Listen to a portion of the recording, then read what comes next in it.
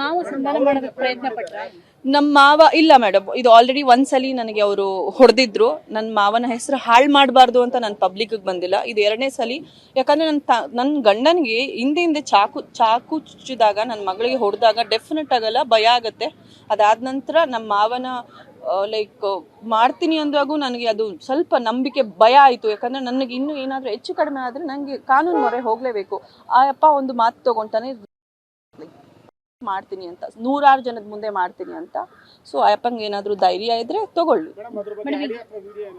Sir. ಏನು sir ಅವ್ರು ಹಂಗೆಲ್ಲ ಅಂದಾಗ ನನಗೆ ಹೆಂಗೆ ಸರ್, ನನ್ನ ಹೆಂಗೆ ಸರ್ ಮಾಡ್ಕೊಳ್ಳಿ, ನೀವೇ ಹೇಳಿ.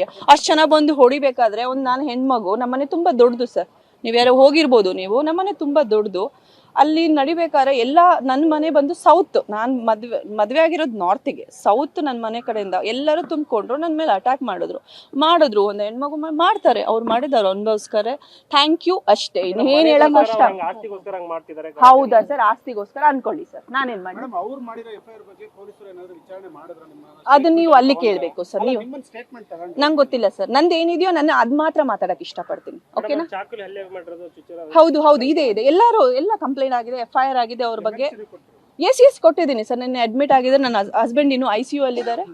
ಸೊ ನನ್ನ ಹಸ್ಬೆಂಡ್ ಅವ್ರು ಆಲ್ರೆಡಿ ಹೊಡೆದಾಕ್ಬಿಟ್ಟಿದ್ರು. ಇವಾಗ ICU ಅಲ್ಲಿದ್ದಾರೆ ನನ್ನ ಹಸ್ಬೆಂಡ್. ನಾವು ಹೋಗ್ಬೇಕು ಸರ್. Is fine. ಅಂದ್ರೆ ಲೈಕ್ ಉಸಿರಾಡಕ್ ಸ್ವಲ್ಪ ಜಾಸ್ತಿ ಕಷ್ಟ ಆಗ್ತದೆ, ಅಂದ್ರೆ ತುಂಬಾ ಜೋರಾಗಿ ಇದು ಮಾಡಿದ್ದಾರೆ ಅವರು. ಸೊ ಈಸ್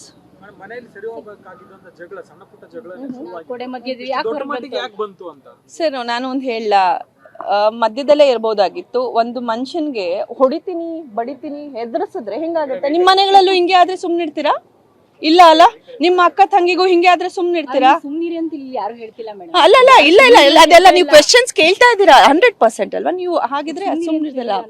ಸೊ ಸರ್, ಇದು ಸಣ್ಣ ಜಗಳ ಅಲ್ಲ. ಚಾಕು ಚುಚ್ಚೋದು ನಿಮ್ಗೆ ಸಣ್ಣದ?